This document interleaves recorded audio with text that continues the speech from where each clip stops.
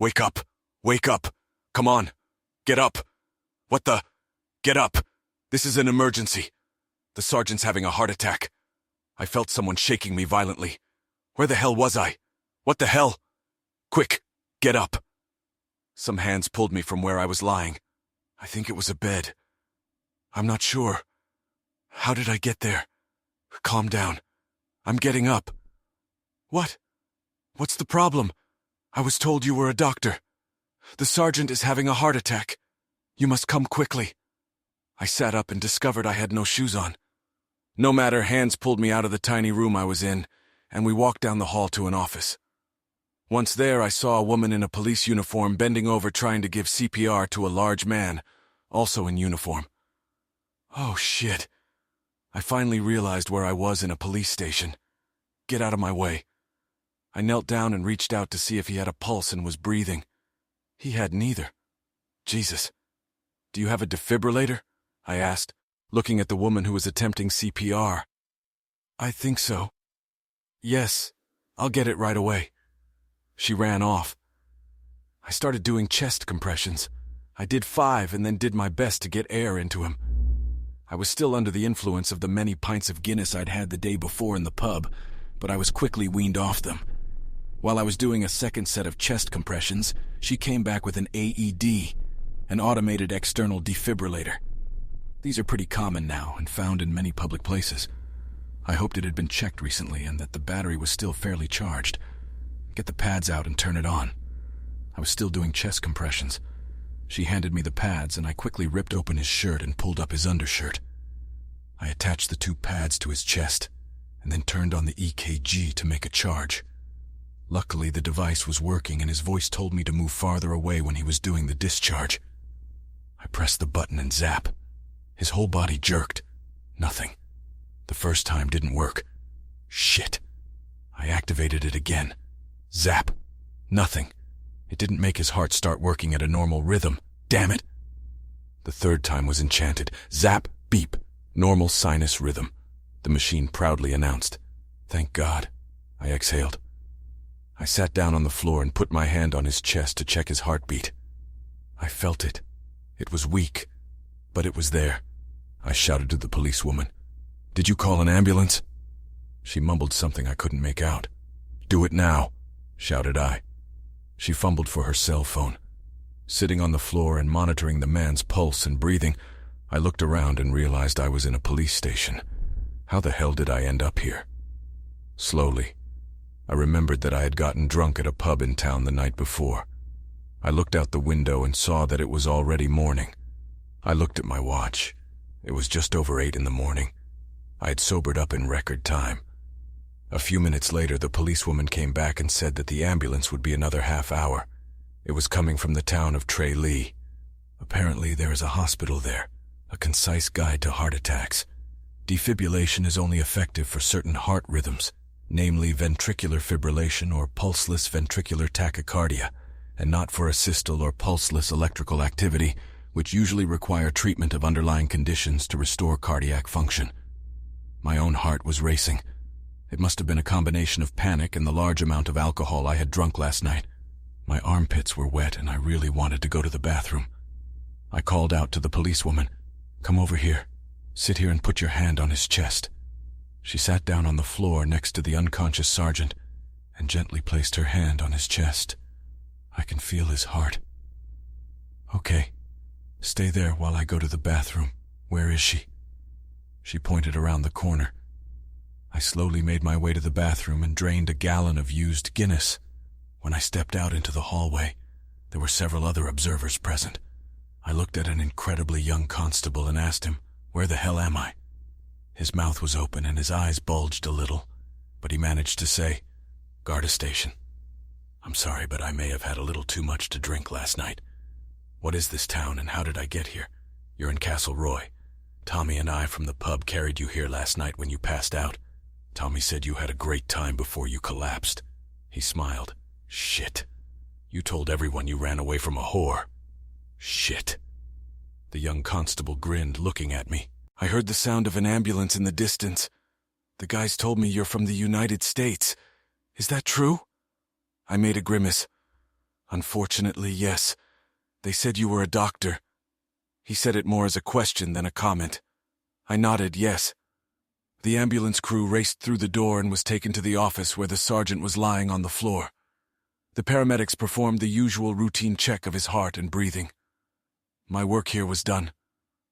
I watched them load him onto a stretcher and carry him to the ambulance. When they left, ostensibly to take him to the hospital in Tralee, I went in search of my boots and jacket. I found them on the floor next to my bunk in the tiny room I had occupied to sleep off the previous evening's festivities. I found a policewoman, another constable, and asked her if I could leave. She looked at me, and without saying a word, nodded. I sat down on the bunk, put on my boots, and turned the sleeves of my jacket inside out. It was rolled up in a ball. My wallet and cell phone were in my pockets. I walked back into the main office and looked around. Everyone, all four of them, 2 standing, 2 sitting, were looking at me without saying a word. I decided that any transgressions I might have committed in the pub were forgiven. I was beginning to feel slightly dizzy. Say, does anyone know where I'm staying? All 4 heads turned in the same direction as if one could see through the 2-foot-thick stone walls of the police station. It turned out that I was staying in a boarding house only a couple hundred yards from the police station. As I slowly made my way there, I inhaled and exhaled to get some fresh air into my lungs. I needed to sleep, take a long hot shower, drink coffee, and eat in that order. I started by buying a large bottle of water from the store on the way in and drinking it in one big gulp. When I entered the guest house, I was greeted by the lovely lady who ran the place. I see you're back after an evening of fun at the pub. Would you like some breakfast? I've got some excellent roast potatoes ready. I'd really like a coffee if you have one. I may have overdone it a bit last night. Oh, I heard. When you didn't come back after the pub closed, I called the Garta and asked about you. They said you'd had a bit too much to drink and were now safely tucked up in one of their beds. I left it at that and went to bed myself. She smiled at me and went to prepare the food. I smelled the odor and I was immediately hungry. Her husband walked in and smiled at me. You've had a busy day for a Sunday. I looked at him, huh? He smiled. The guys at the station called and told me what you did for Sergeant O'Boyle. You saved his life. Mary, come here. We have a hero living with us. She shouted. What are you saying, Bill? She ran out and Bill continued. I want to tell you that our guest saved Jerry's life. He had a heart attack while sitting in his office and this young man saved him from certain death. He is a doctor from the United States. I looked at them and tried to raise my hand. It's really no big deal. Nothing, my ass. Bill looked at his wife. He saved that man's life. Keep in mind, Jerry was expecting a heart attack. He looked at his wife and continued. He performed CPR and used that electronic thing to get Jerry's heart going again. They both looked at me like I was about to recount the events. I just wanted coffee and breakfast. I could use some coffee if you have it. She nodded and left for the kitchen and soon reappeared with a coffee pot and a cup. I sat down and drank almost the entire pot of coffee, along with a large plate of food, scrambled eggs, ham, fried tomatoes, beans, and toast. It was all delicious. I figured the sergeant had eaten too many of those Irish breakfasts over the years, and as Bill said, was waiting for a heart attack. After eating, I went to my room, took a long hot shower and lay in bed to bring my world into a semblance of order. A dream. A wonderful dream. You want to know a little bit about me, don't you? My name is Aaron Brown. I'm 33 years old. My height is 5 feet 11 inches and my weight is 170 pounds. I have black hair and blue eyes. I work as an orthopedic surgeon in Albany. I completed my surgical residency 2 years ago and now work or have worked at University Hospital. I'm married to Madeline McDonald Brown and we have no children. At least I don't. Maddie is an elementary school teacher. She's 32 years old, also from Albany. Born and raised there. Her family still lives in the neighborhood. My family not so much. My mother and father live in a beach community in North Carolina. They retired there last year to live in warmer weather than central New York and play golf. My mother has a little arthritis and my father, while in good health, doesn't like winter. So they retired to a warm place and are enjoying it.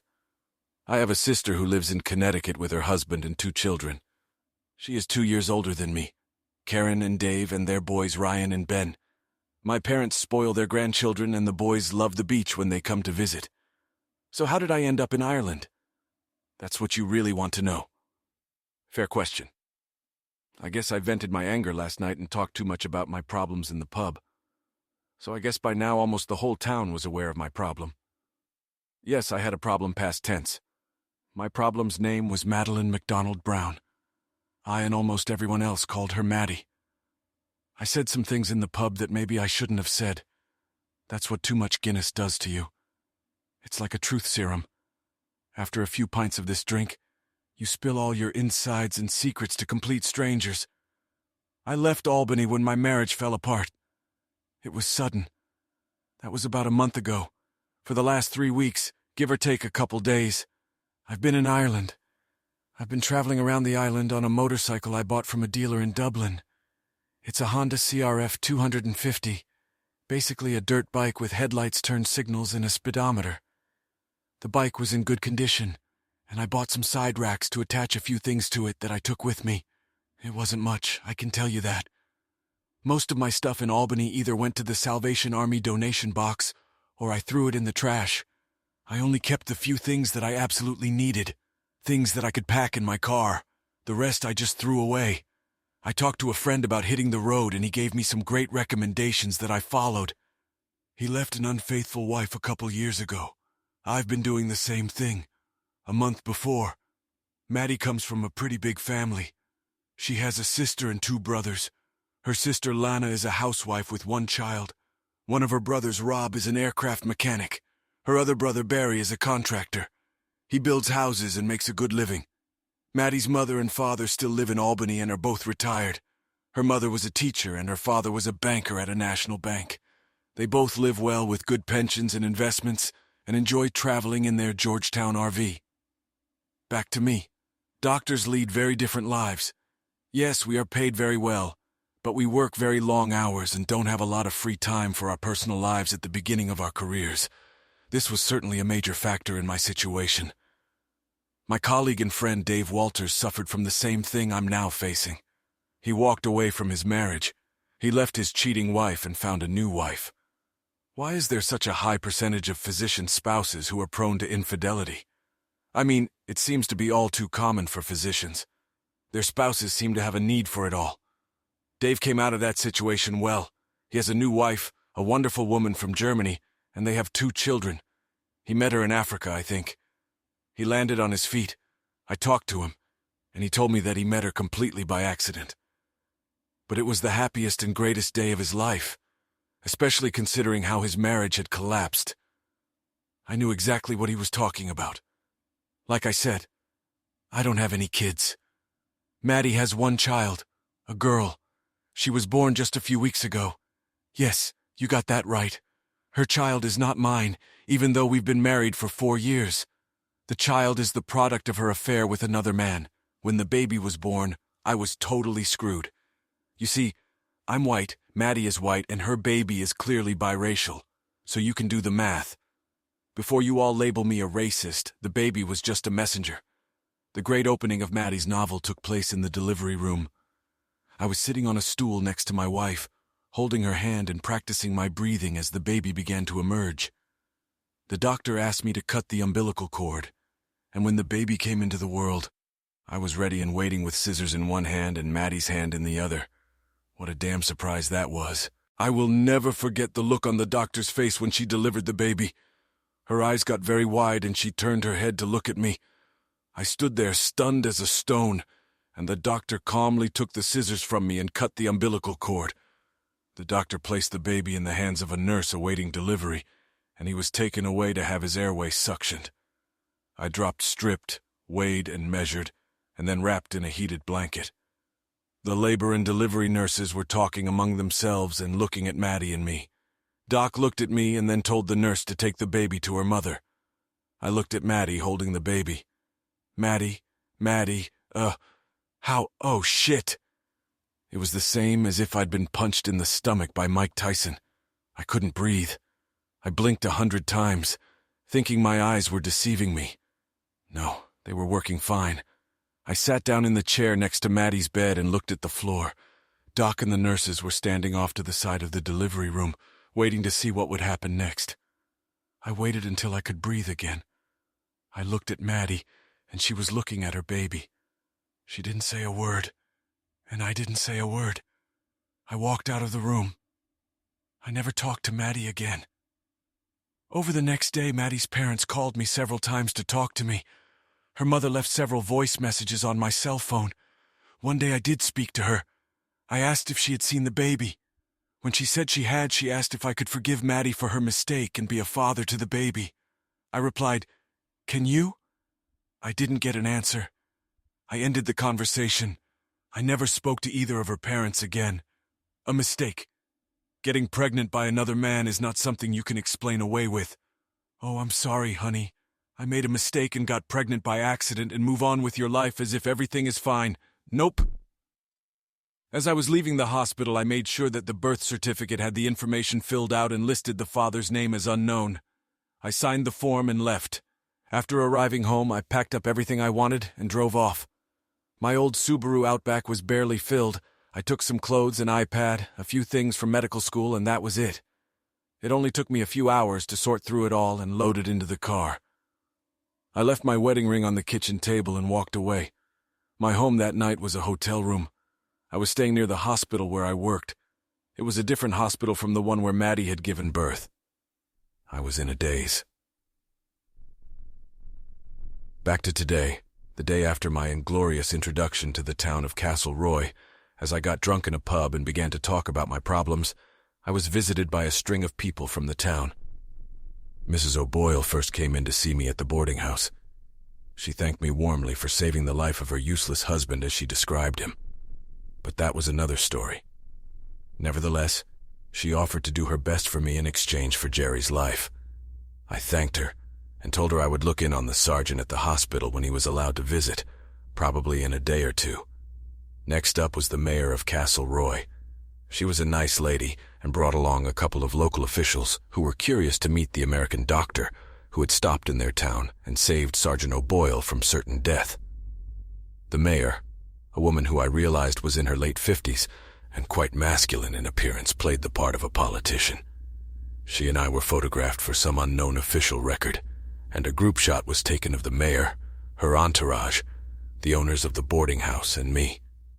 The mayor calmly inquired as to what brought me to this quiet corner of Ireland. I mentioned that my family had emigrated from Ireland to the United States during the potato famine in the 1800s. I told her how my great-grandfather made his way to New York and settled in Albany. When he came to the U.S., he first went to Boston, but then decided he had more opportunities in Albany to work as a carpenter. I wanted to visit Ireland. I had never been to the country before. What I saw told me that I would not be done with Ireland for a long time. The mayor asked if I planned to stay in the area for a long time. I replied that I planned to ride my motorcycle around the Ring of Kerry and then head to Killarney. She laughed and nodded to the other two city officials. She looked me straight in the eye and began. "Dr. Brown, I would like to know, if I may, a little more about your practice in the United States. What kind of doctor are you?" "Well, I'm an orthopedic surgeon. I do bone repair, joint repair, skeletal repair, and things like that." I pointed my hands at myself. "I also do general surgery when other surgeons are unavailable. I don't usually do thoracic, cardiac, or neurobrain surgery. Those are very specialized things." They all looked at each other. Mary and Bill, the owners of the boarding house, nodded as if they had suddenly become close medical colleagues and were fully versed in the intricacies of surgery. "Doctor, will you be returning to work in soon?" "Albany? No, I quit the hospital. I'm on a break. That's why I'm here in Ireland." The others nodded and cast concerned glances. A female police constable from the station had joined us the day before, the same one who had tried to give CPR to Sergeant O'Boyle. I pointed at her and said, "That girl did an excellent job of resuscitating Sergeant O'Boyle." I nodded toward the constable. "I'm sure she would have done just fine without me." The constable blushed heavily and smiled. Everyone else laughed and nodded at her. The mayor looked back at me and continued, "Dr. Brown, if I may, I would like to speak to you privately in my office." I have an important matter to discuss with you." Judging by her tone, I couldn't avoid this meeting, though I had no idea what she wanted to talk about. "Sure, when would you like me to come by your office?" "Tomorrow morning will be best. I'm sure you'll have a lot to do today, and I don't want to encroach on your sightseeing time." After that, we shook hands and they left. The constable was the last to leave, and he gave me and the owners of the boarding house knowing glances. I had no idea what the hell was going on. Maybe it was an Irish peculiarity, but I would soon find out about it. Ireland is a very different place from what I'm used to back home in the United States. The Emerald Isle, as they call it, is called because everything is so green, especially in the summer. It was now September and the tourists had almost all left, so there was much less traffic on the roads. This meant it was much easier to get around. I slowly made my way through the country, stopping in small towns and staying a day or two to explore. The people are generally friendly and welcoming. The food is good and the beer is cold.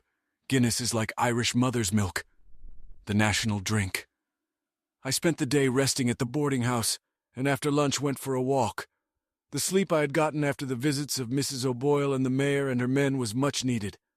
That evening, I limited my beer consumption to 1 pint along with dinner. The next morning I got up early and, after breakfast, went to the mayor's office. I was met by another woman who obviously knew I was coming. "You must be that American doctor." She said it more as a statement of fact than a question. I nodded. "The mayor will be here in a minute, so please have a seat." It seemed I had arrived before the mayor. I sat down and waited for her to arrive. It was only a few minutes, during which I sat and pondered what I should do that day. I was in deep thought when I was interrupted. Dr. Brown, the mayor is here. Come in." "Thank you." I went inside, was greeted by her worship, and invited to take a seat on the couch. Coffee was ordered, and all the pleasantries of the day were listed. "Did you have a good evening, Dr. Brown?" "Ah, yes, a quiet evening. Dinner at the pub was very pleasant. I apologized to the pub owner for my behavior on Saturday night, if that's what we're talking about. I told him that I was going through a difficult time in my personal life, and had unfortunately had one too many beers and then raged and passed out. He was very kind, and even bought me dinner and a pint of beer for my efforts on behalf of Sargent." "Oh boy." She nodded at me, and I continued with what I thought she wanted to hear. "I'll be leaving later today if that's what you're worried about." "Oh, that's not what I asked you to come talk about." Okay. What the hell did she want? So I'm a little confused. If you don't care about me leaving your sweet little town, then what do you want to talk about? "Dr. Brown, I have a problem I need your help with." I looked at her with the most puzzled expression on my face. What can I be of use to Castleroy? "Well, Dr. Brown, you're a doctor who doesn't have a contract in America, and Castlereagh is a town that needs a doctor. At least for a few weeks until the government in Dublin gets off its ass and finds a replacement for Dr. Kennedy, who is retired and gone to South Africa." "Hey, what do you want? Do you want to hire me as a local doctor?" "Yes, that's essentially what the proposal is. We desperately need a doctor in the area. The nearest doctor is in Tralee, almost an hour away, and we have many fine people who would be forever in your debt. If you would consider it a favor to help us out and stay for a few weeks. The Department of Health in Dublin says they will send a replacement, but it may take some time, so you understand that we need your help in the meantime." Jesus, I'm sorry. I'm not sure I'm your man, or in this case your doctor. I'm a surgeon, and if I understand correctly, you need a doctor of family medicine. "Dr. Brown, right now I'll take anyone I can get my hands on. You, sir, are just the fine we need." "Yep, I don't know. Please think about it, but don't drag it out. We need you. Mary Johnson, Mayor of Castlereagh." I spent hours on the phone with the geniuses in Dublin who distribute doctors around the country, and they told me it might be a year or more before we saw a doctor in the area again. Dr. Kennedy was now in his 80s and beginning to forget a great deal. His daughter took him to South Africa to live with her and her husband. They figured he wouldn't have far to go to a nursing home, so I was on the phone checking out the American gift that had fallen to our lot. It's amazing what the Guarda can figure out when they have enough motivation. It only took overnight to put together a quick dossier on Dr. Brown. I know that he graduated from medical school in New York State in the top third of his class and that he's a board-certified surgeon. I also know a little about his personal life and can sympathize with how disgustingly his wife treated him. No wonder this man got drunk at the pub. I need to come up with some kind of incentive to convince him to stay with us for a few months. I have a plan. I also have urgent permission from the Department of Health for Dr. Aaron Brown to practice medicine in Ireland. Get it, government. Whatever it is. PC Amelia Kelly, Castleroy Police. I saw Dr. Brown coming out of the mayor's office and walked in his direction. I was technically off duty, so I wasn't wearing a uniform. I was dressed in my best casual outfit, a white blouse, skinny jeans, and high-heeled boots. My hair was done today, and I had a little makeup on. Yes, I tried to be as attractive as possible this morning. I'm only 27. My height is about 5 feet 8 inches, and my weight is just over 9 stone. I do a lot of running, and to be honest, I am in great physical shape. Dr. Brown, I shouted from a distance. He turned his head to see where his name came from. I walked over to him. Dr. Brown, good morning. It was nice to meet you here this morning. I held out my hand. We haven't been introduced to each other yet. I'm Amelia Kelly. I'm the constable who helped you when you rescued Sergeant O'Boyle. Aaron. Oh my God, oh my God. Police uniforms are great at disguising people. I wouldn't have recognized this woman if she hadn't told me who she was or where she worked. I must admit, my first encounter with her was marked by a certain vaguely chaotic. At the police station and then when she showed up at the boarding house, she was in uniform. At that time, my attention was occupied by the mayor and her people. Plus, I'll admit I was a little hungover. That's an understatement. I was pretty hungover. This woman, Amelia. Gorgeous. She has shoulder-length red hair, a beautiful ruddy face, and perfect figure. Oh, wow. I should have seen her before. Must have been distracted. Amelia Kelly is beautiful as a runway model. She's the beauty from Sports Illustrated swimsuit edition. What the hell is she doing working as a police officer? Amelia Kelly. Dr. Brown looked much better than the last time I saw him. I have seen a lot of men who get drunk, spend the night at the gate and come home the next day. They all have the same disheveled look and are usually embarrassed to some degree. But Dr. Brown was very quick to shake off the effects of drunkenness when he needed to help Sergeant O'Boyle. No, Dr. Brown was fully engaged and knew what needed to be done.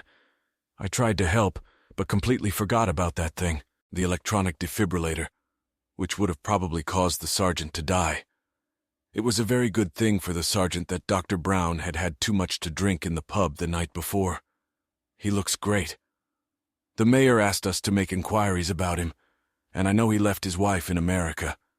She dated another man, allegedly got pregnant and had a child with him. Dr. Brown thought it was his child until it was born. And then, as they say, the proof was in the pudding. The mayor talked about his grand plan, and I was the one who called Dublin and got a quick report on Dr. Brown. So I know a little more about him than he thinks I do. Aaron. Oh my God, that woman. I don't even know what to say. She's probably the most beautiful woman I've ever seen. We all have our own ideas of beauty. Amelia Kelly defined beauty for me. I couldn't look away. I shook my head slightly to make sure my eyes were working properly. They were. So, Dr. Brown, are you going to another part of Ireland today?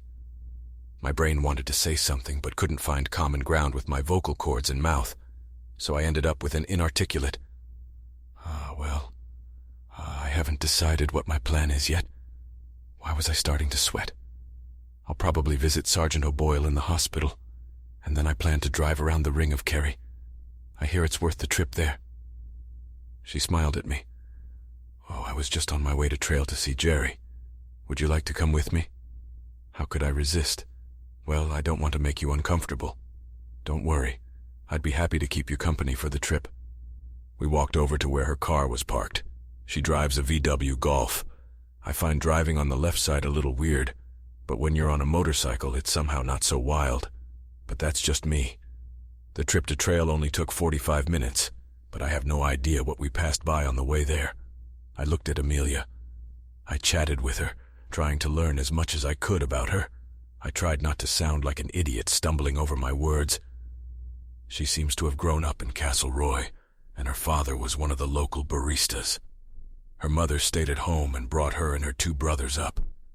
The family lived a few miles away in the countryside, and she lives in an apartment in the town, not that far from the police station. She is 27 years old and plans to go to law school, but first wanted to get some police experience. I also found out that she is single and currently has no boyfriend.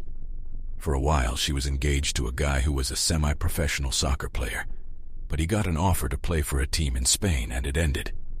Plus, he seemed to find Spanish women very attractive. We visited Sergeant O'Boyle and talked with him for a few minutes. He learned from his wife and other visitors that I had heroically rescued him from the clutches of certain death. He promised to give up fried food and beer to drop at least 4 stone and get in shape. He was confident that by next year he would be running half marathons. Looking at him, I wasn't so sure. We'll see if he manages to do it.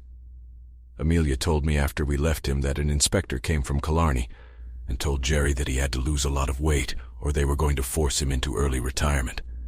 Jerry needs money for his pension, so he has no choice but to take up exercise. His wife will whip him and work him until he gives up. Trail isn't the biggest town, but it has 2 hospitals, so it's considered a big town in Ireland. A brief guide to Trail. It is a town of about 25,000 people, urban and rural, and County Kerry on the Dingo Peninsula. It has a port, a small airport, and 2 hospitals.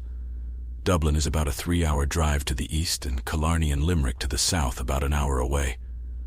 I offered to buy us lunch in exchange for her giving me a walking tour of the city. Amelia said she knew it well, as her father was often here at the courthouse working on a case. She went to university at Trinity College in Dublin, home of the Book of Kells. Her undergraduate degree is political science, and she focused on EU defense policy and international relations. At lunch, I decided that I would be asked the usual questions. What is an American doing traveling around Ireland on a motorcycle? Where did I grow up? What about my family? Where did I go to school? We ate, I recounted. She dodged the obvious question. What about your wife?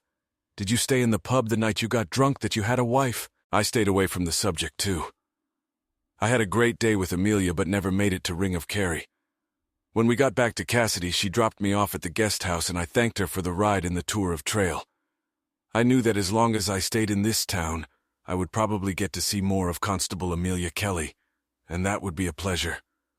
2 days later, a trip around the Ring of Kerry. My goodness, how beautiful this countryside is. It was a fantastic day. I got up early, had a snack, and got on the bike to start my ride around the Ring of Kerry. I rode as far as Killorglande and then to Killarney, and stopped there for gas and coffee. The town is very interesting, and I was served some delicious pastries to accompany my coffee. I decided to drive clockwise around the ring so I wouldn't get stuck behind the huge tourist buses that travel counterclockwise. Bill at the guest house gave me this advice. My day was fantastic, and included several stops to admire the beauty of the land and sea. I tried my best not to think about anything else but what I was doing at that minute. I was focused on the here and now, and nothing else. Ireland is very beautiful. Of course, no day in Ireland would be complete without rain. And it did. As I drove back, the heavens opened and the rain poured down like a bucket. I stopped under a tree to wait it out. I was sitting sideways on my bike seat drinking a soda when I heard a huge crash to my left. Shit. A cloud of smoke was rising from the wrecked car. Shit. I threw the bottle into the ditch. Sorry, Ireland. Put on my helmet, jumped on my bike, started it up, and with a quick glance over my right shoulder headed for the crash site. It was about 400 meters away, and when I got there, I saw that a minibus and a passenger car had collided head-on. Oh, crap. I figured one of them had hydroplaned and crossed the center line of the road. The roads here are inherently narrow, so there's little room for error. The car was badly wrecked. Smoke was coming from the engine compartment. I quickly assessed the situation and decided that everyone in the car should get out before a full-blown fire started. The doors of the car were damaged, and it was almost impossible to open the driver's door. The back door of the car had opened on impact. I climbed inside and saw the man sitting behind the wheel bleeding. There was a woman in the passenger seat. She was unconscious or dead. I couldn't tell yet. I reached out to see if she had a pulse and found one. He had a pulse too. By then, other cars had stopped and people were reaching out for help. I shouted to one of them to call 999 and ask them to send 4 ambulances. I knew that 2 were needed for the car passengers, but I didn't know about the minibus. I didn't want to transport people in a car with no backrests or neck braces to stabilize them before we even tried to move them. But the smoke from the front of the car was the deciding factor. They couldn't burn just to avoid further injury during the move. One man came running in with a fire extinguisher and started spraying it on the engine.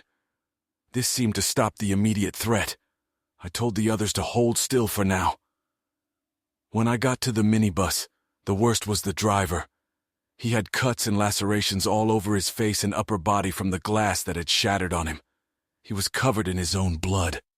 I thought the safety glass was supposed to prevent this. There were 4 other people in the minibus, all relatively elderly tourists on a tour of the Ring of Kerry. Among them were a man and his wife who were in their 80s, and her 2 sisters of about the same age. They were all in a state of shock and were asking what they should do. I quickly looked around at everyone to see how badly they were hurt. Fortunately, they were all wearing seatbelts. One of the women had what appeared to me to be a broken collarbone due to a seatbelt.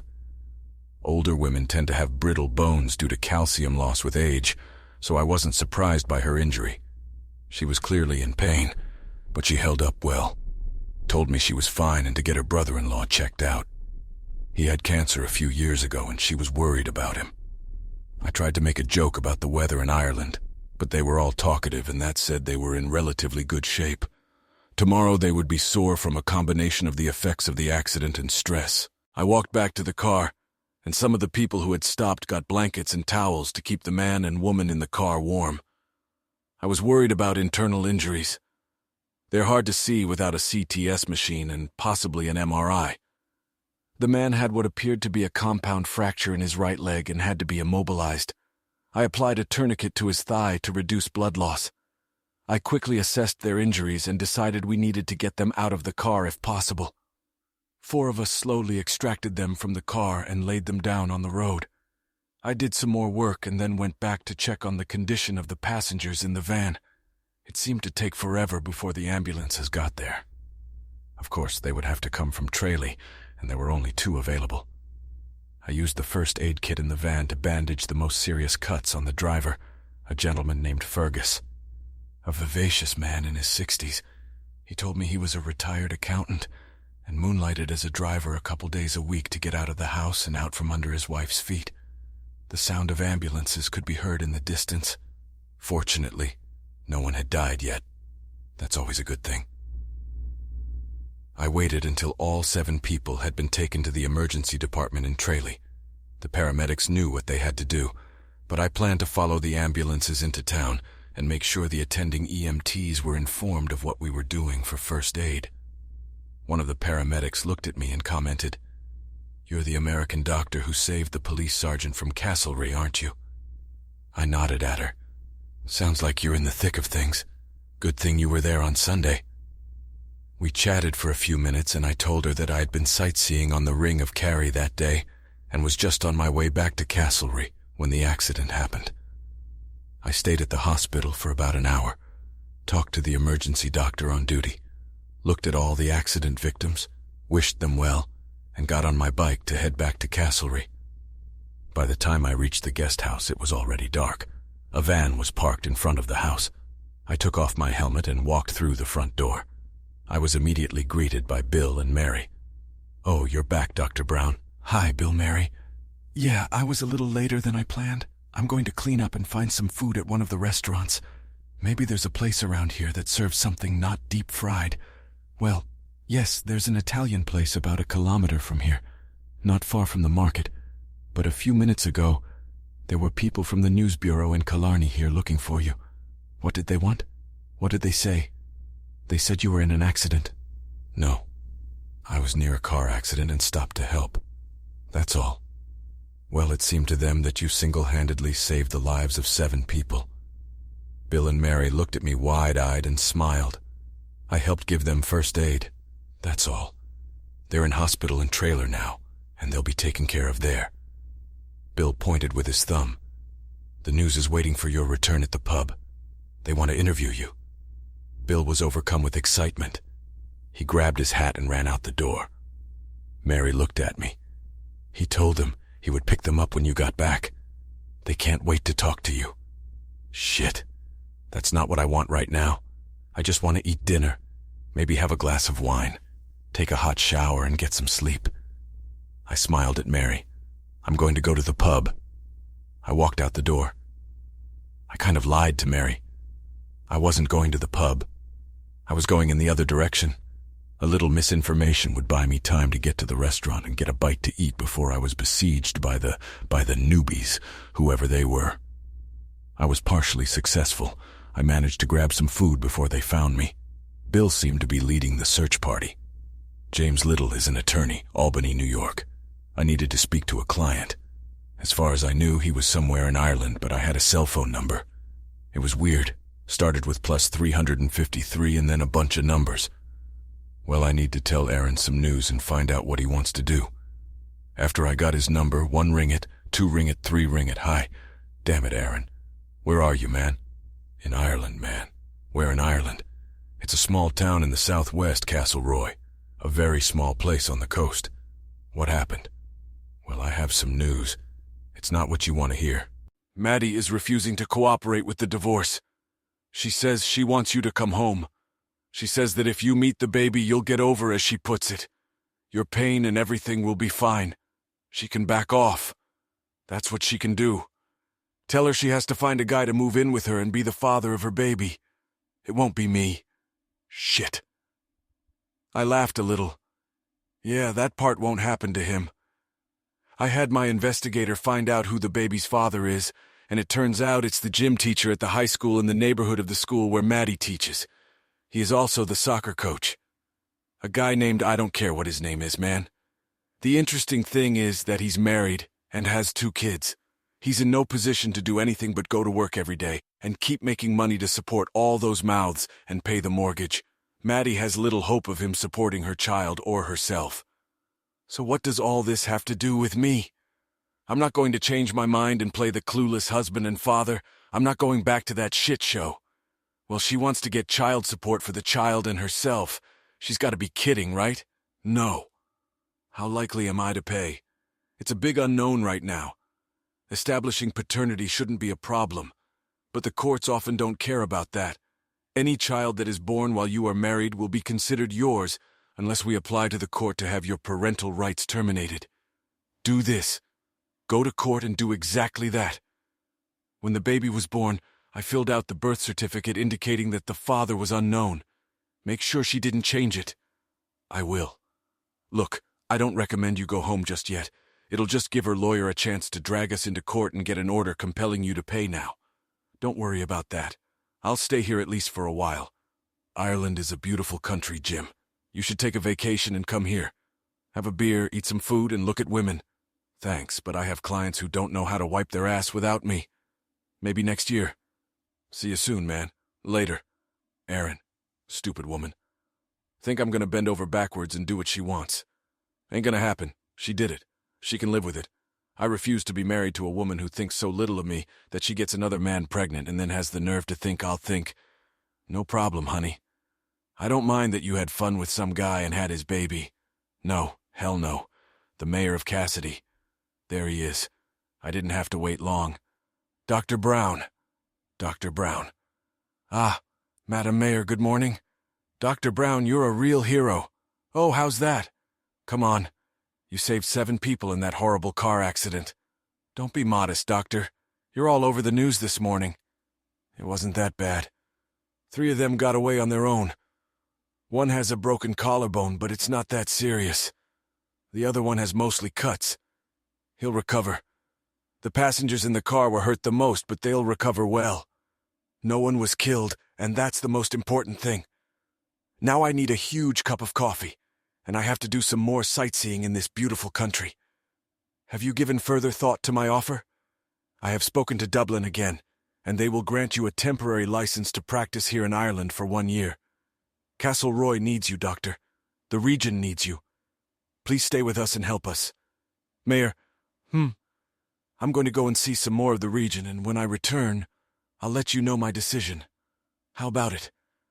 I suppose that's fair enough, but please think about how you will make a difference in the lives of the people here. We're a small town, but we're a good town. And right now, we need you." Dr. Aaron Brown nodded his head, turned, and walked away. I hoped that his personal problems in Albany would be what convinced him to stay with us for a while. Even if he was only here for 6 months, it would give Dublin time to do his job and find us a doctor. We'll see. Aaron. I started my motorcycle and went for a ride. I went to Killarney. I wanted to find a restaurant and think about what I wanted. After talking to Jim, I was pretty sure of it. Going back home to Maddie's wasn't part of my plans. Every day I was out of the country was a day she would have to think about what she had done. But maybe she didn't care. That wasn't out of the question either. All I knew for sure was that I wasn't coming home to her. Lunch was delicious, and the trip went without incident. As I was driving back to Cassidy, my phone started ringing and buzzing. I stopped and looked at it to see what the emergency was. A text came in from Jim, sending you a link to a TV news article. You're a hero. I listened to the message he left. Dude, what the hell? You saved a bunch of lives in Ireland. You're all over the news here. I'll send you a link to the video. Give me a call.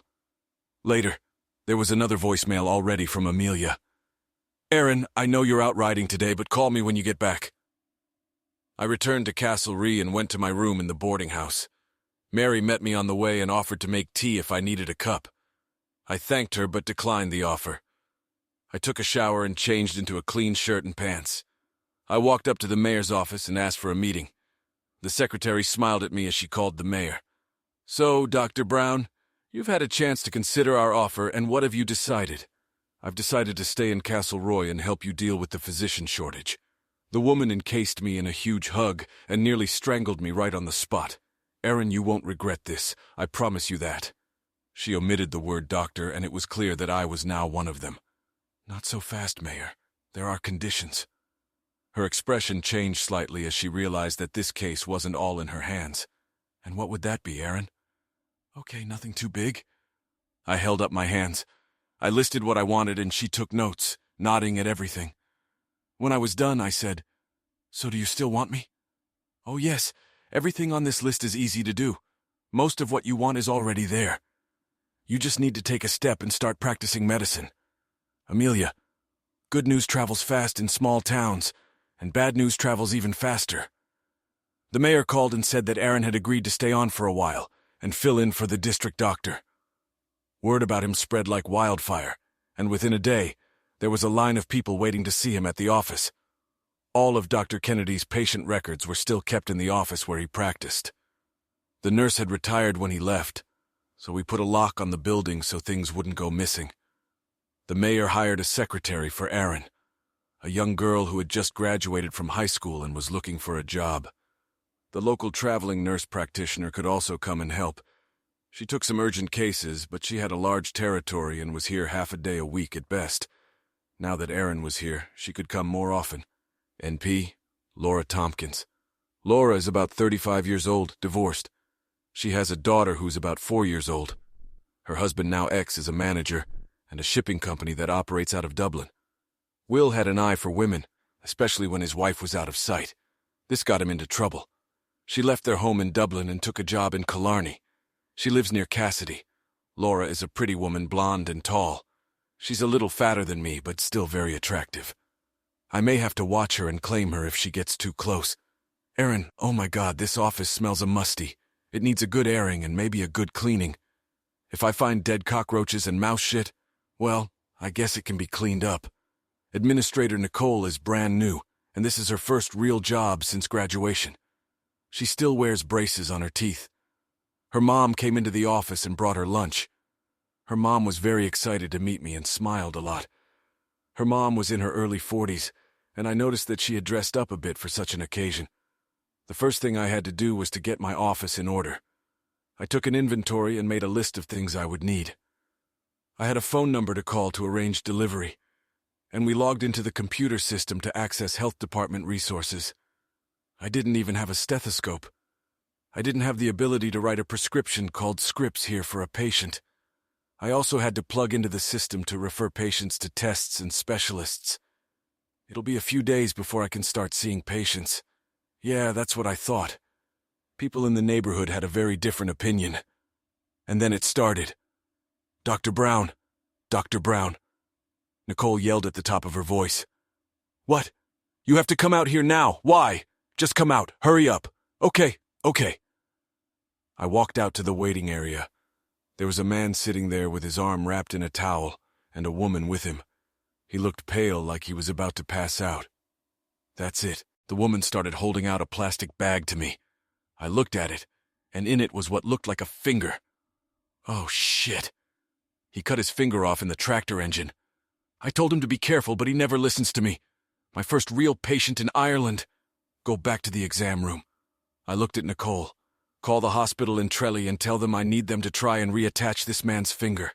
Then call an ambulance to get here as soon as possible. I had nothing but basic supplies to treat him. I sat him in a chair and asked him to put his hand on the examination table. Slowly, I turned his hand around to see the actual damage. There were 2 fingers missing. "Did you find the second finger?" I asked his wife. She hummed. "No, that's the only thing I could find." She pointed her finger at the bag. "Okay, I need to stabilize this wound, and let's do what we can so the doctor at the hospital in Tralee can reattach it." My first task was to reduce blood loss and treat the injury until the ambulance arrived. An hour later, my patient was on his way to the hospital. I was able to manage the blood loss and stabilize his condition. He turned very pale and started to lose consciousness when I unclasped his arm. I probably would have done the same thing if it had been my hand. The pinky and ring finger of his left hand were injured, and apparently it was the ring finger that had been in the plastic sandwich bag his wife had. I put ice on the finger and sent him to the hospital with them. So this was my first patient. My secretary managed to get the man's name from his wife, and she even offered his national medical card. I'd completely forgotten about it. At home, my job was to operate and treat people.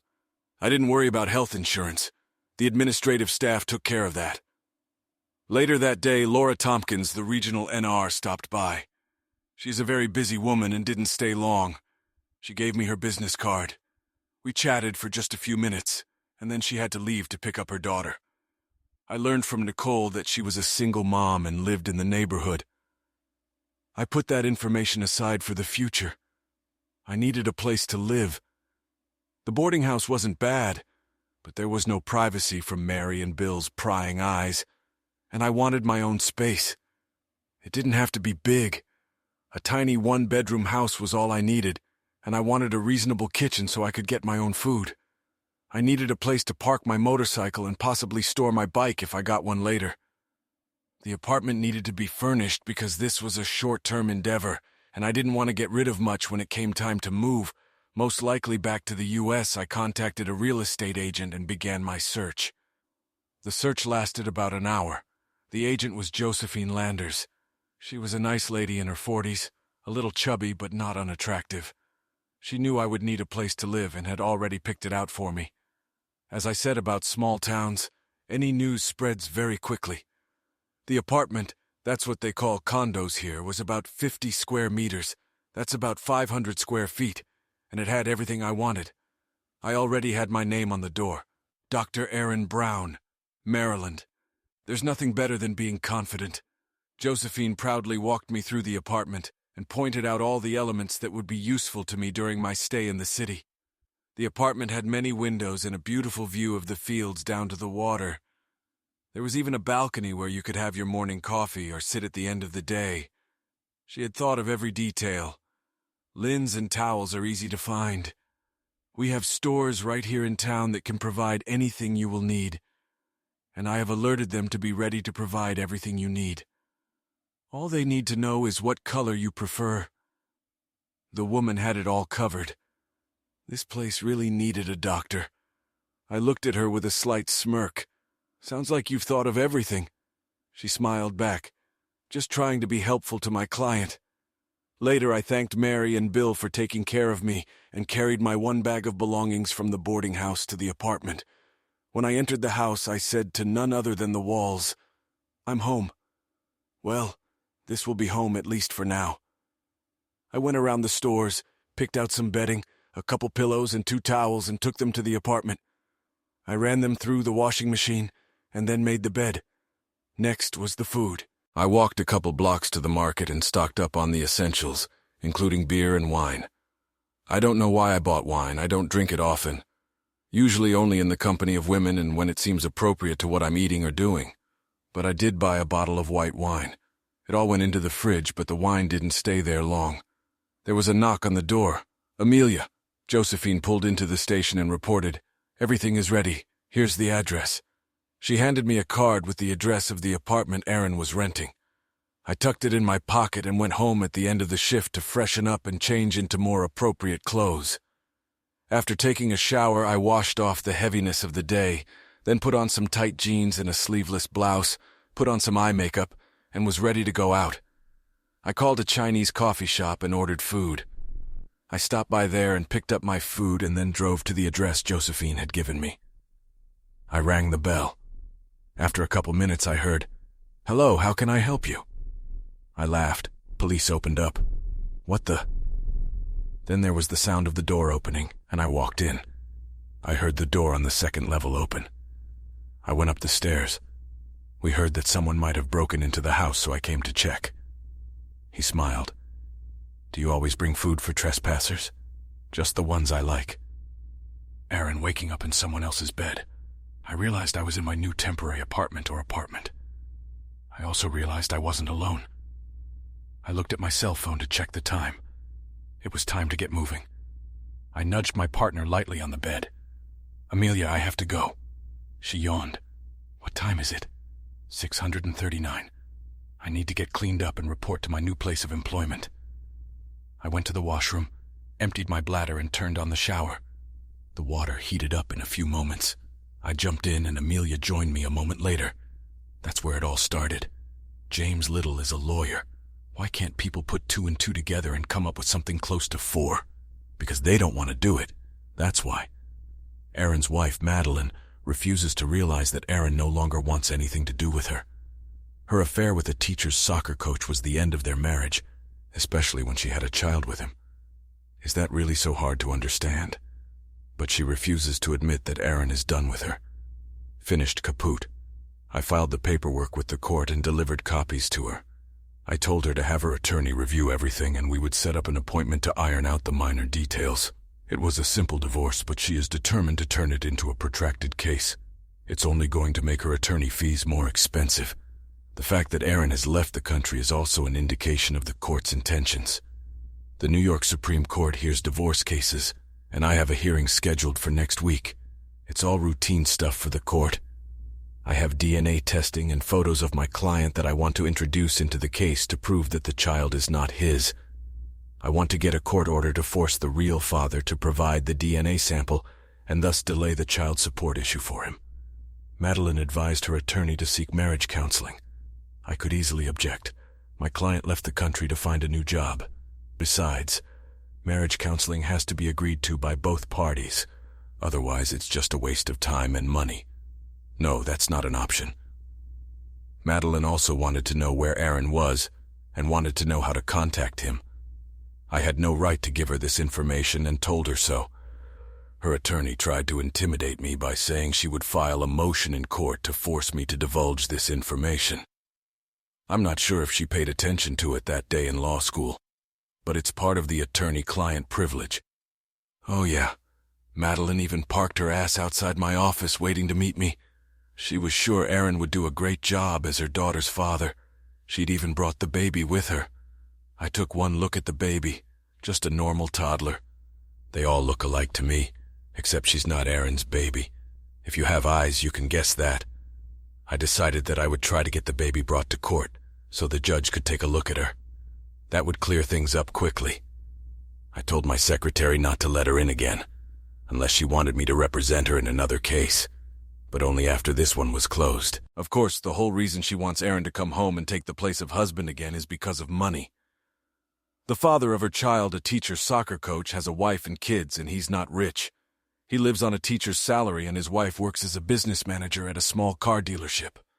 The pay is good, but again, no one got rich working there. Between the mortgage, monthly bills, food, and the cost of maintaining 2 cars, they work for his pension. Her job doesn't have a retirement plan. Fortunately, his job includes health insurance. No. Madeline wants errands to be able to earn. Plain and simple. She won't get it. The reality of the situation was that Erin had given up everything they had. She hasn't realized that yet. She has the house and all its contents as well as the car. She can sell it all if she wants and move into an apartment or condo, her choice. The house is in foreclosure, but Erin has already signed away his rights to it. When the house is sold, there should be enough money left over to make a nice down payment for a modest 2-bedroom condo, perhaps. It's about money, period. Laura Tompkins, NP. I plan to visit the American doctor who was persuaded by Mayor Castlereagh to stay on for a while to replace Dr. Kennedy when he retired. The fact that he retired was a good thing. He had long since expired. I corrected many of his mistakes, but couldn't always be there for him. He ended up prescribing the wrong thing and seriously injuring or killing the patient, so it was good that he retired. I met the new doc, Aaron Brown, I think his name is. He's nice looking. He's a surgeon, too. The local rumor mill quickly spread the word about him and his almost ex-wife. The mayor has ordered security to investigate to find out who and what he is. The medical staff in Dublin contacted the Yanks and they told them about his medical background and biography. Unmarried women in the neighborhood would line up to see him and get checked out. They will have a host of minor ailments that will cause them to have to get naked for the doctor to examine them. Yes, between work and my daughter, I don't have time to socialize, but I can find time to go into his office and talk to him about the challenges of caring for some of my patients. It will give me a chance to be alone with him. I'll have to dress nice that day. Erin, my secretary, is tired of answering the phone and talking to people who want to come to the doctor's office. They wait outside the office when I get there in the morning.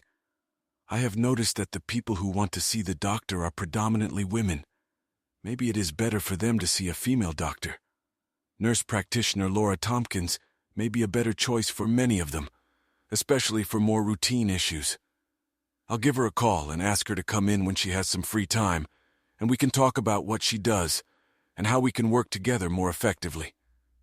Laura Tompkins, NP, my cell phone rang. I drove to the next patient and pressed the button on the steering wheel to answer it. Hello? Hi, is this Laura Tompkins? Yes, that's right. Who could you be? Good morning. I'm Aaron Brown, substitute physician at Castle Roy. Dr. Brown, how can I help you? I thought I knew how he could help me. I was wondering if we could get together to talk about the local health needs. I'm only filling in for you for a few months until they send a permanent doctor here. But I'm concerned that I don't know how things are usually done here. I'm on my own and I need help. It would be nice if you and I could talk. When would you like to do that? Well, when you have time, I'll make the time. This is very important to me. I thought for a bit. I'm driving right now. I have a patient, but I'll call you later, and we can find a time that works for both of us if that's okay with you. That would be great. Give me a call and let me know what works, like I said. I really need your help. I started to come up with a plan in my mind. It would take a little time, but I had it, and who knows, maybe Dr. Aaron Brown had it too. We'll see. Aaron, 2 days later. I got a call from Laura Tompkins, a local nurse practitioner, inviting me to her house for dinner. Who am I to turn down a home-cooked meal? I went. It was a short walk to her house. I decided to get a bottle of wine. I took 2, 1 red and 1 white.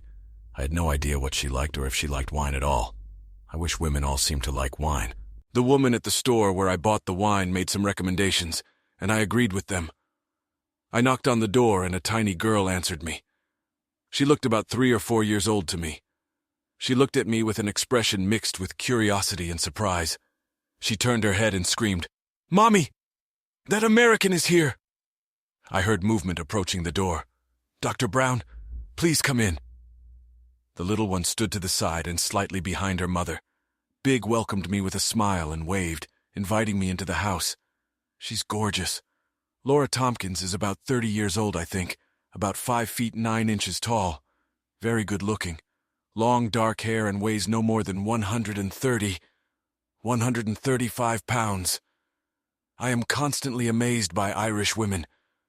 I stood there like a deer in headlights until I remembered I had brought my wine with me, and it was in a bag in my left hand. Where are my manners? I looked at the crumb and held out my hand. "Hello, I'm Aaron, and who are you? Her expression brightened a little. My name is Matilda. I'm 4 years old, and my favorite book is Winnie the Pooh. Well, Matilda, it's a pleasure to meet you and learn about Winnie the Pooh. Tigger is my personal favorite. I handed the wine to Nurse Tompkins and waited for them to escort me to the kitchen or dining room. I have no idea if you like wine, so Mrs. Billings at the store recommended both of these glasses. If you don't like them, I'll be happy to replace them with others. Laura smiled. Mrs. Billings knows a thing or two about wine. Sometimes she likes it too much. But this is a good one. Would you be so kind as to open a white and pour us both a glass if you like wine? If you don't like wine, I have beer. Wine will be just fine. I busied myself with the cork and the 2 glasses that had been handed to me. I was under Matilda's scrutiny. I turned to her. Are you drinking wine? Laura watched me and smiled. No, you're stupid. Kids don't drink wine. We drink juice. I'll have an orange juice, please. It's good to know when I meet the other kids. I won't offer them wine. I tried not to laugh. She's very sweet. Laura smiled the whole time she was preparing our food. I offered to help but was refused in favor of being entertained by Matilda. She was adamant that I listen to her attentively. She went off to her room and returned with a coloring book and crayons. I was politely asked to help color some of the animals on the farm. When I wanted to color a pig with a red crayon, I was told quite clearly that the pigs were not red, but beige. That's right. Dinner was beef stew with fresh cookies. We drank some more wine, and then Matilda was told to go put on her pajamas and brush her teeth. She came back a few minutes later and said I was going to read her a bedtime story, Winnie the Pooh. I looked at her mom, and she just looked at me and told Matilda to go get a book, and we could read together in the living room. While I was reading to Matilda, Laura was tidying up the kitchen and putting leftovers in the refrigerator. I watched her out of the corner of my eye and thought that this is what a real family does. This is what real life is like. Laura, Aaron was captured by my daughter. She is tiny, but very effective at conquering the biggest of them all. But there was one she couldn't conquer, her father. I don't often invite men into my home, much less share dinner with me and my daughter. But this time was different. I had a pretty good idea of the man. I had information from several sources and, of course, all the things he'd done since he'd come to our shores. The fact that he was on the run from an unfaithful wife made him interesting. He knew the same pain I did. I packed Matilda's things and left her father in Dublin. I couldn't bear his disrespect. I realized that he didn't want a daughter and didn't want to take responsibility for a family at all. It was his loss. I also knew I had competition in Amelia Kelly. She was good with men. She was a little younger than me and prettier. But in a head-to-head competition, I had help. And I knew what Dr. Aaron Brown wanted. The look on his face as he read to Matilda spoke volumes. Aaron, dinner with Laura was excellent. The meeting with Matilda was very interesting.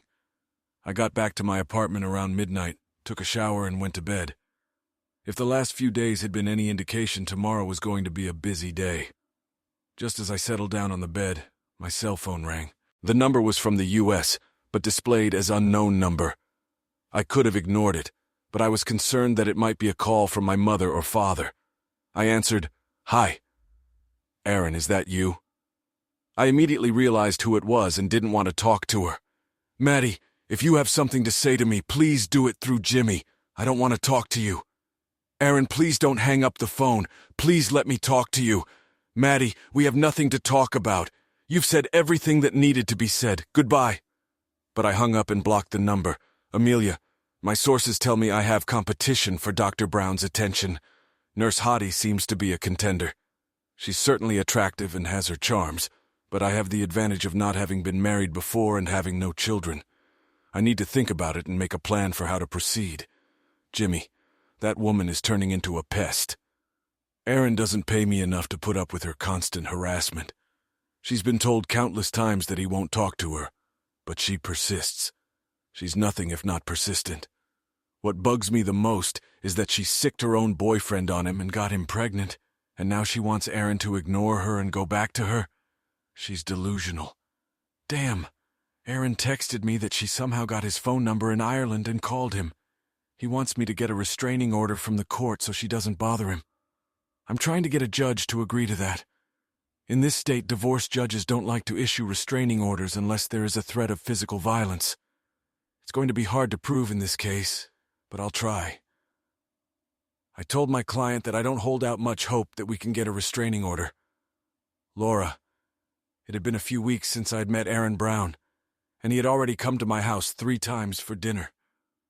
On Saturday, he took Matilda and I out for a walk and picnic, and we had a great time. We went to Killarney National Park, where I've been many times and walked some trails. Matilda wanted to ride on Aaron's shoulders, and he put her on there for a while. We had lunch at the Ladies' View Cafe, and after lunch we went to Torque Falls and took some pictures that he wanted to send to Mom and Dad. That night, as Matilda lay in bed and slept soundly, we made love for the first time. I know I was nervous because he was the first man I had been with since my divorce. We spent the night together and woke up together in the morning. Aaron, Jimmy called me with the news of my divorce. My ex-wife doesn't seem to realize that I'm no longer interested in marrying her. The fact that she was having fun with another guy and had a child with him is not something I am willing to overlook. Jimmy, what the hell is going on? He hesitated for only a second. I wish I knew Aaron. I've been trying to get her to sign the papers and finish the job, but I've had no luck. I think we need to go to Plan B. Okay, what's Plan B? I'm going back to court and filing for a different reason. I can explain to the judge what happened to the child and see if that spurs the situation. I can file for another reason too, but it doesn't make sense since you are the one who left. It should only take a year in NY State and then it will happen automatically. But since you're the one who left, a judge might look at it differently. What about Plan A? Irreconcilable differences. Wasn't that the right thing to do? That's what I thought. But the judge talked about you coming home and going to counseling. I told her you have a job in another country, and she asked when you were going to come back to the United States. I replied to her that you have no immediate plans. Oh, for heaven's sake, give me a divorce. I don't care how you do it. Just do it, please. Are you coming back? Not while I'm still married to her. I was sure I heard Jimmy say very quietly. Shit, Jimmy, make it happen. Okay, I'm working on it. Maddie, I called Aaron's mother and talked to her about where Aaron was. She couldn't keep a secret and told me he was in Ireland. All I had to do was find out where he was, go to him and fix it. I figured I could accomplish this by seeing and talking to Aaron. We had been married for 4 years when I started seeing Roger. I admit that Roger was a mistake, but I was single and Aaron was in the hospital all the time. We talked a lot about starting a family. When I told Aaron that I was pregnant, he was very excited. He worked with me to paint and decorate the baby's room and gather all the things I needed. He was constantly bringing home something new for the baby. He even bought a baseball glove for the baby. He said it didn't matter if we had a boy or a girl. He was going to teach our baby how to play baseball. Aaron will realize it was a mistake to leave us. He'll love that baby when he holds her in his arms. I know he will. Roger has been avoiding me. The last few times I tried to talk to him, he didn't answer. And when I went to school, I saw that he ran away as soon as he saw me. I wonder if his wife knows about us. Maybe that's why he's avoiding me. I have to find out where Aaron is in Ireland. Then I'll get on a plane and go to him. Aaron, the hospital in Tralee called, and the head of the surgical department said I had to come in for 3 days and help them with their backlog of surgeries. Their orthopedic doctor got sick and they had to cancel a bunch of surgeries. Doc was going to be out for a while as she was being treated for cancer. It was really bad. They needed help and I was there for them. I agreed to come for 3 days to help them and work on the list that had accumulated over the past month. That morning, as I was getting on my motorcycle to head to Tralee, I got a call from the hospital saying they had an emergency. A young guy had been hurt on his motorcycle when he hit a car coming out of his driveway. It appears the guy was going over 80 miles per hour on a secondary road and the man looked both ways before backing up. But the guy was flying low and so he crashed into the side of the car just past the center pillar. He went through the glass of both windows as he went through the car. His hands got caught on the center pillar and the rear superstructure of the car. He was badly mangled and needed a surgeon immediately, or he could lose both arms. Just as I was about to get on my bike and start the ride to Tralee, a police car pulled up driven by the sweet and charming Constable Amelia Kelly. "We've had a call from the hospital telling us to get you there quickly. There's no helicopter available, so get in." I got in the car and put on my seatbelt. The police car was an Audi, and it got it moving. Tralee is only 27 kilometers from Castellari, and we covered that distance in a matter of minutes.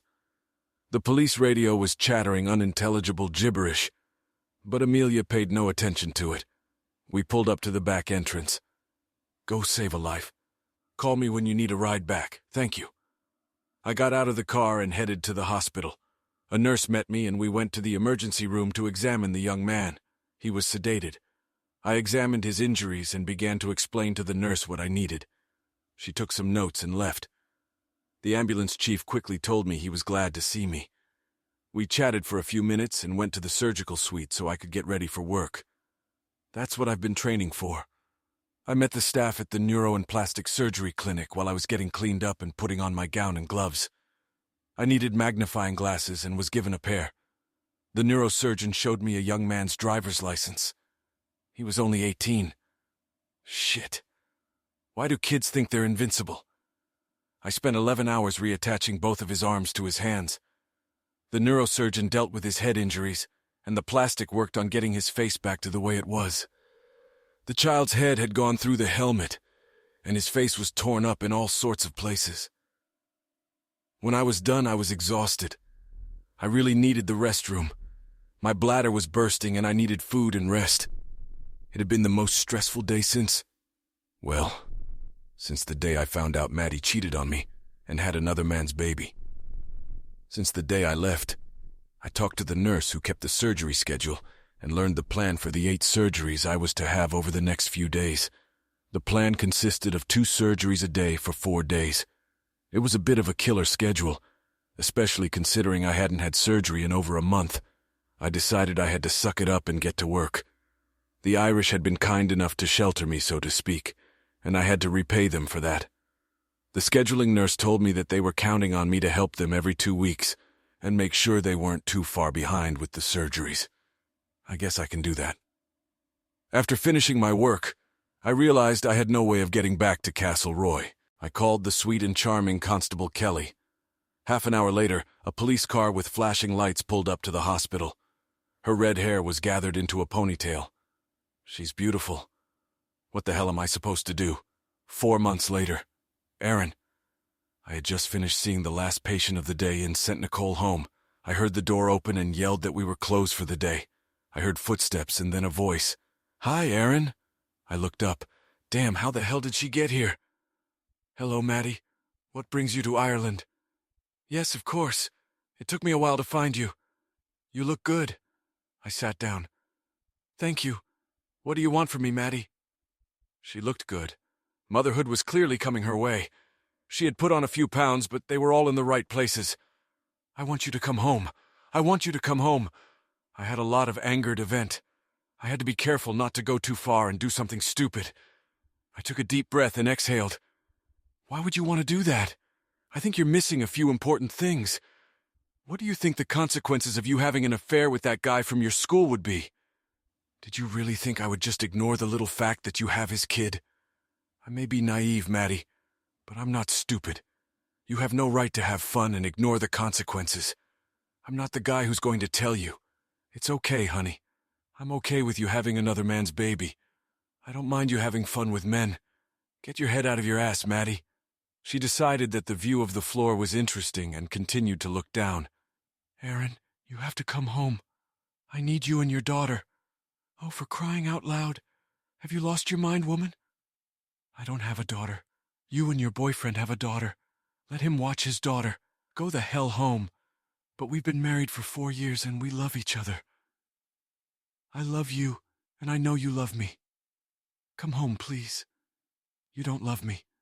If you love me so much, why were you having fun with that guy? Tell me that.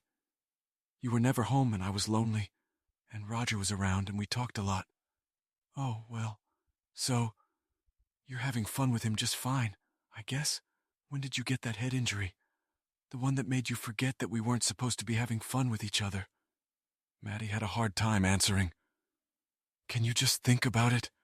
I really miss you, and I know you can be a good father. I couldn't believe the nonsense that was coming out of her brain and mouth. And then I was saved.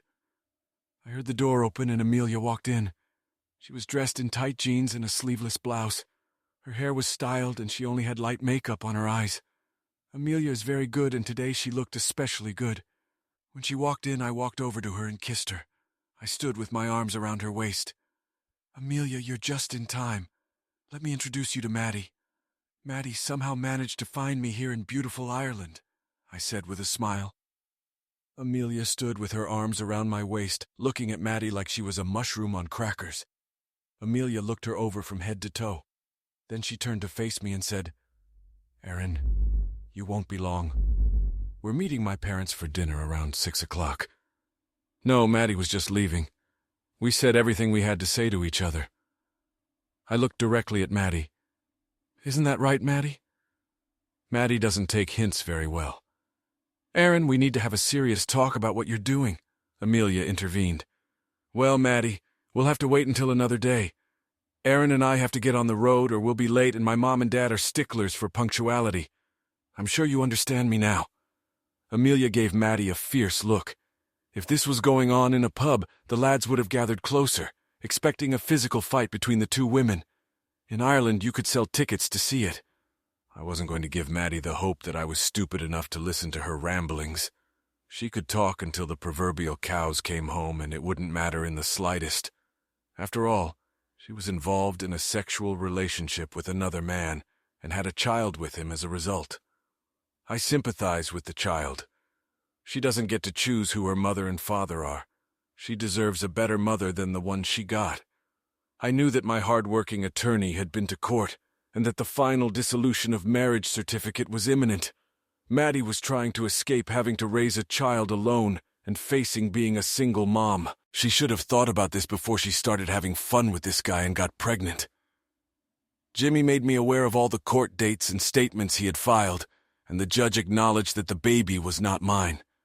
The judge asked who the father of the child was, and Maddie's attorney simply said that they recognized that I was not the father.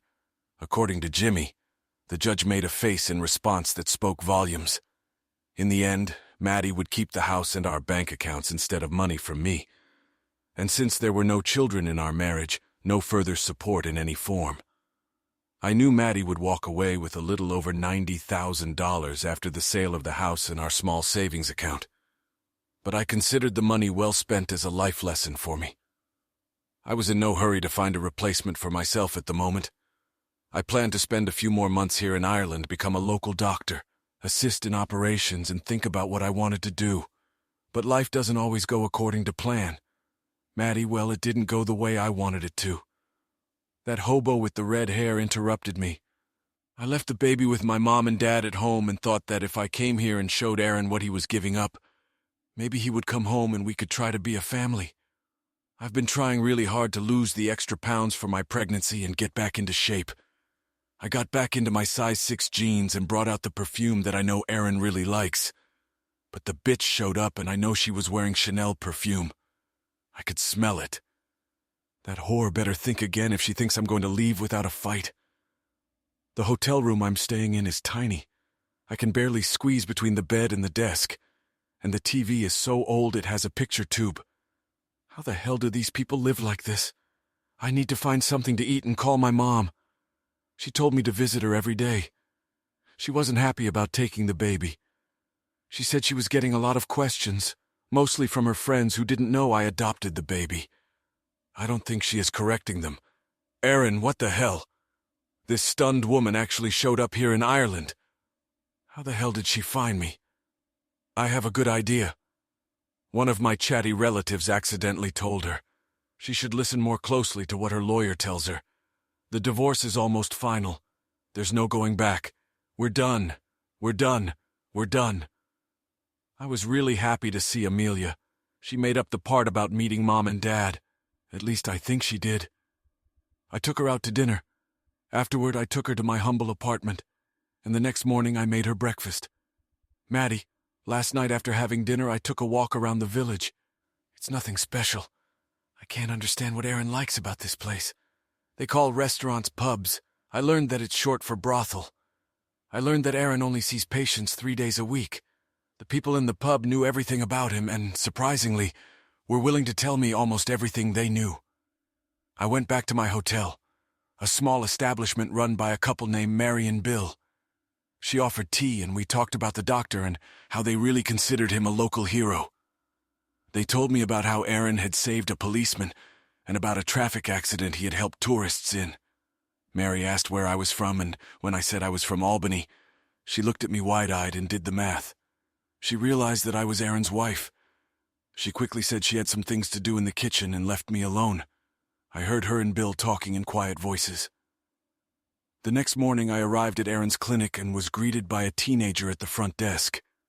I told her I was here to see Aaron. She looked at me and I knew she knew who I was. Word travels fast in this small town. I was told he would not be in today. It was surgery day at the hospital in Tralee, wherever it was. I asked when his next appointment would be. The teenager looked at the appointment book on her desk and said the doctor was busy all this week. Maybe I could come back next Monday. My goodness, these people. I walked around the city some more and had a cup of terrible coffee. The weather was starting to be nice when I left the hotel, but now it was fogging and the city seemed incredibly small. I had no idea where to go to wait it out. I didn't know where he lived. Maybe he was living with last night's red-headed skank. I'd ask around and see what I could find out. The mayor of Castellari. I received a call from Garda informing me that there was an American woman in town inquiring about Dr. Brown. She was staying with Mary and Bill at their hotel. It did not take Inspector Cluzo to explain that it was Mrs. Brown, with whom we had parted, who was trying to get our doctor to return to Albany. We had to put a quick end to it. A quick call from Mary informed me that this woman, Madeline Brown, had gone to the doctor's office looking for him. I know he was in Tralee today operating on the hips and knees of those who needed new ones. No, I needed to get the estranged Mrs. Brown to come home and leave young Aaron alone. Luckily, I have Constable Amelia Kelly on my team. Amelia is a world-class beauty who can attract any man just by looking at him and beckoning him to her with her index finger. She may be the most beautiful woman in the region and certainly in Castellari. I know that her career as a police officer is about to end, as she has entered the law faculty of Trinity College, Dublin. Her father is an alumnus of that college, and she will undoubtedly succeed there. I talked to Mary and Bill, and it turned out that the bed and breakfast would have to close immediately due to a safety violation. I had no choice but to tell the only guest that she had to leave immediately. Her belongings were packed and ready to move. Bill apologized profusely, gave her all her money back, and said he had booked a room for her at the nearest hotel with rooms available, which happened to be in Killarney. To say she was really pissed at Bill is to say that we had to sacrifice everything to get a doctor for our town. Bill understood that very clearly. Maddie, the goddamn hotel, just kicked me out, telling me some bullshit story about having to close because the state health inspector shut them down. And now I have to go to some place called Killarney, wherever it is, and it's raining hard. I hate Ireland. Also, my mom calls me and asks me when I'm coming home. Damn. I just got an email from school on my cell phone reminding me that my maternity leave ends in about a week, and I'll have to go back to work. Shit, Amelia. Here's the thing. I really wanted Aaron to meet my mother and father. He's probably the best of the best guys I've ever dated. He has real standards that he's not willing to give up just because someone, even his unfaithful wife, asks him to. That counts for something. My problem is that I will have to break up with him soon as I will be moving to Dublin in August. Law school classes start, and I need to get there, get settled in and ready for new endeavors. My other problem is that when I get to Dublin, I won't be ready to lead a celibate lifestyle. I like sex, I really do. So it wouldn't be fair to him to say that I still want to see him, while I myself am doing it with other men in the meantime, knowing that he won't be seeing other women. That would be wrong. So I have to end it. The sooner the better, I think, Aaron. I learned some important information from the Castleroy Gossip Network. I call it CGN for short. I know that Amelia is a long shot. I know her goal is to get into law school, and the gossip network has informed me through Nicole that she has been accepted and will begin classes in August. I know she is a very outgoing woman, and I know that in the long run, I am not the right person for her. I know that if I were with her, I would just wait for the day when I find out she's having sex with another guy, and I know that will eventually be the end of it for me. For my own salvation, I need to remember that my relationship with her is short-term and it's just entertainment. When she's ready, she'll tell me, and that will be the end of it. I'm certainly not going to say something stupid to her, use the L word and promise her my boundless love. No. Besides, there's a person or people I'd like to get to know a lot better than I know them 4 months later. Aaron, the doctor of the Department of Health, had promised to send in my place, didn't seem to be forthcoming. I haven't heard any names, so I called the hospital administrator in Thule and spoke to them. They said they would get back to me. That was weeks ago, but still no word. Amelia is a law student in Dublin, and we parted on very amicable terms. We both knew that our relationship would not develop into something permanent. We both knew we were just friends with benefits.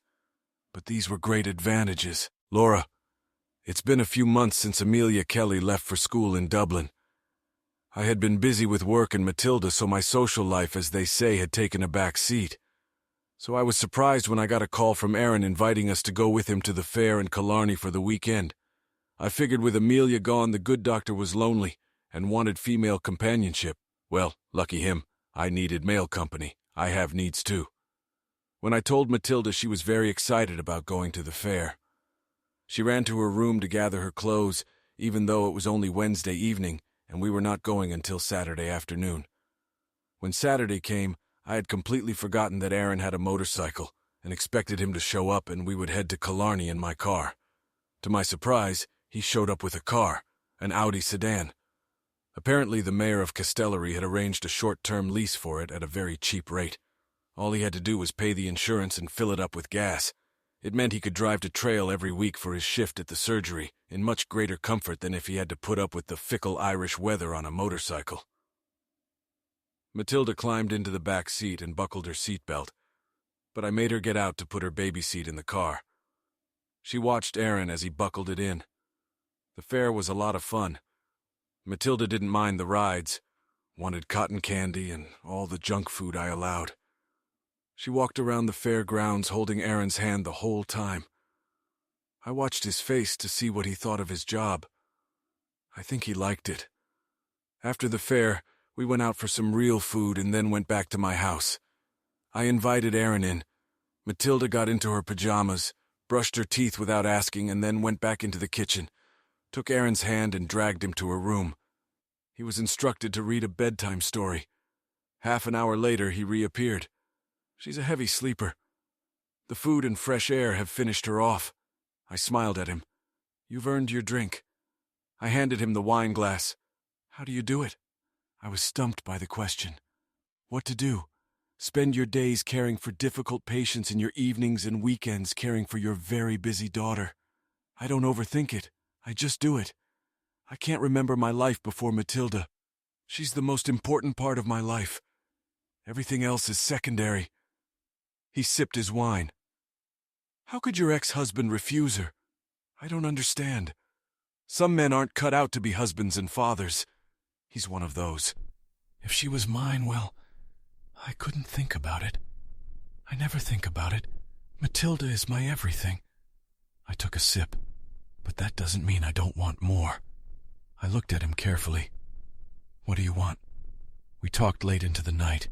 He told me what it was like to be betrayed by his ex-wife, how he felt when he saw that her child was clearly another man's, how he felt cheated, how he'd been used.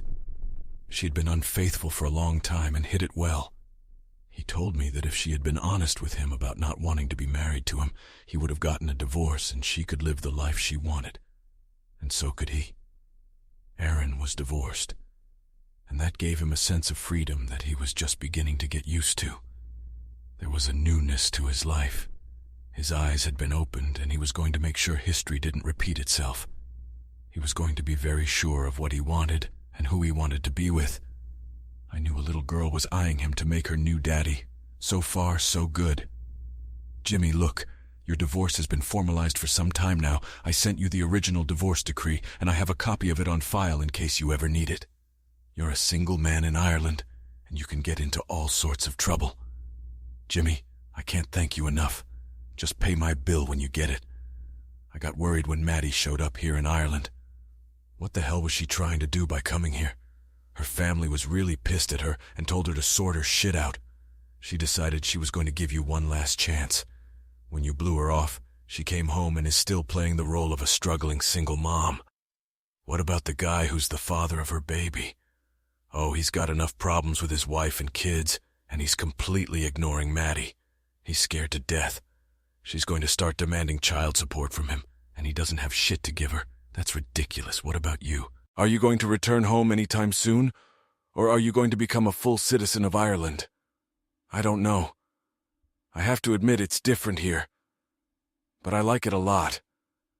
I met a wonderful woman who I think could make me very happy. She has a daughter. What the hell? Yes. She's a nurse practitioner and she has a 4-year-old daughter. She's smart, beautiful, and a great mom. But the baby isn't yours.